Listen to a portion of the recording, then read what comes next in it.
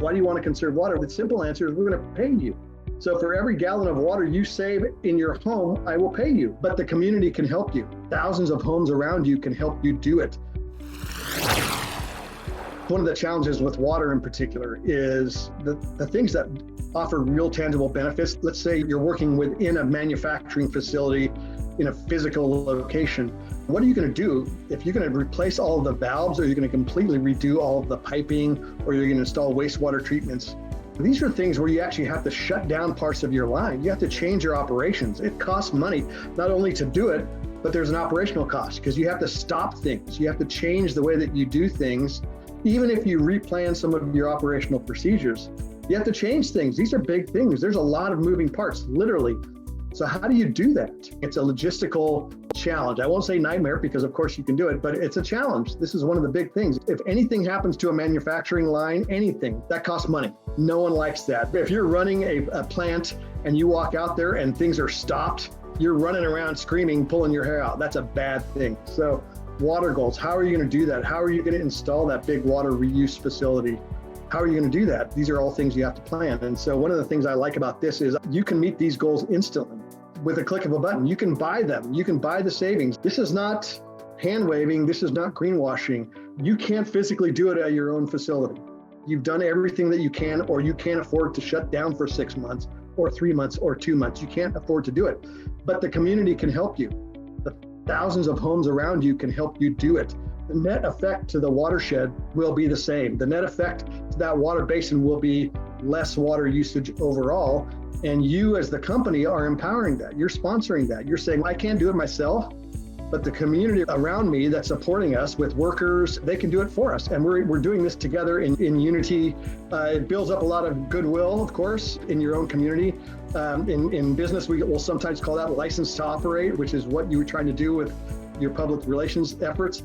But this is real tangible stuff. You're actually saving water in the community. You're lessening the burden of water delivery in that region. You are helping, and you can prove it. I will offhandedly say you can meet your goals instantly. It's true, but there's a lot of work that goes into that. We go into the community for you, and we generate these communities that save water. So you as the corporation can leverage that. That's exactly the reason that this system was built. Because if you're a homeowner, why would you want to do this? Why do you want to conserve water? The simple answer is we're going to pay you. So for every gallon of water you save in your home, I will pay you. And so that's a deal. So in this particular case, they earned $5.62. It's not a whole lot of money, right? But it corresponds with how much water you save. Every gallon of water that gets saved, you get a percentage back of that as the homeowner. You earn badges. We also, this daily tip shows, we'll give you a little daily tip. We call it a daily splash of how you can save water. So it's a water saving tip. At the bottom are also different products that you can use and buy to actually help you save water. So you see water saving faucets, different water efficient appliances.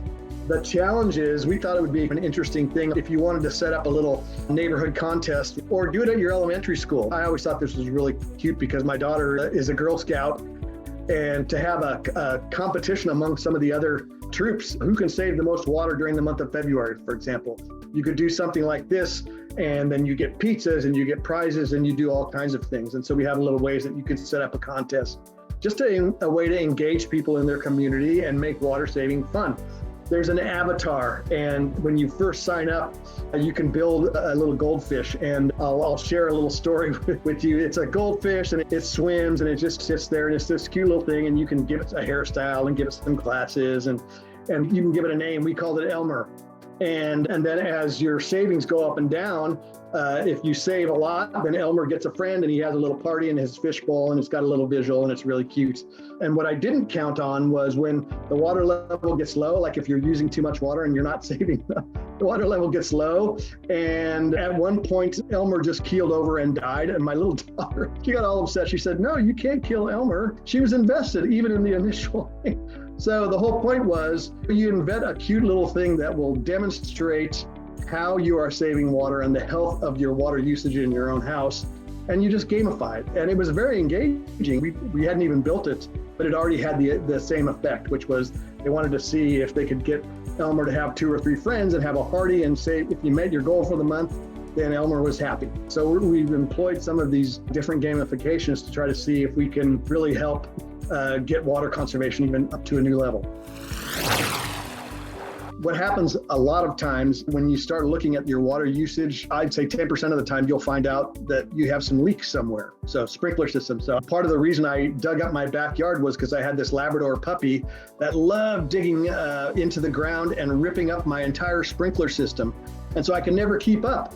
So I was always going out there constantly and replacing tubes, and then I'd look at my monitor and go, dang it, I'm still watering my dirt at 2:30 in the morning and I got to go find that thing. So leak detection, it allows you to fix those, so you can fix those permanently. So those are some of the things that you can do. Is once you have the information, you can start making changes. Maybe replace your shower head with something more water efficient, or maybe you'll look at your dishwasher, or you'll realize your toilets, or maybe you'll go knock on the door when your daughter's taking a 35-minute shower and you go, turn the dang thing off. So you'll start doing these things. They're not hard.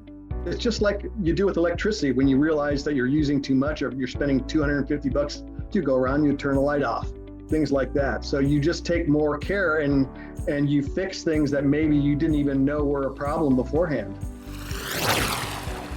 Depending on the community, water utilities will maybe give you rebates for pulling out your lawn and replacing it with a xeriscape, for example, like I did. But let's see, it's the second week of January. Normally those rebates are gone by the end of January for the year. So I tried this last year. I replaced it last summer. I talked to them in June and they were laughing like, oh, that's a really quaint idea. And they were gone by January 31st. There are some, the utilities will work with you and they earnestly try. Some utilities will have water conservation programs where you earn a little bit of a rebate and you'll get a little bit of an incentive. So it depends on where you're at.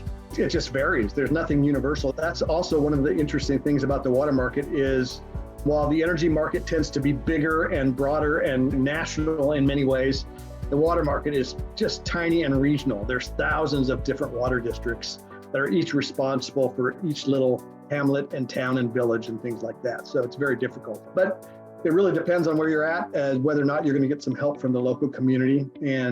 But that's pretty much it. You're not going to find a lot of other resources out there in the community for you. My answer to that is we've got to, because we can go into that community and we can save water for you. We can go into those homes, we can install monitoring systems, we can install our app, we can begin this program of having all those homes that are in your community saving water. We can measure that, and then we can turn those savings into this new thing that we're calling certified water credits, which is very similar to what you do in the carbon market. You buy carbon credits. So you're essentially, if you're a corporation in a community, you're basically saying, community, help me meet my goals, and the community does that. If you're a homeowner who likes the idea of getting paid to save water, send me a direct message.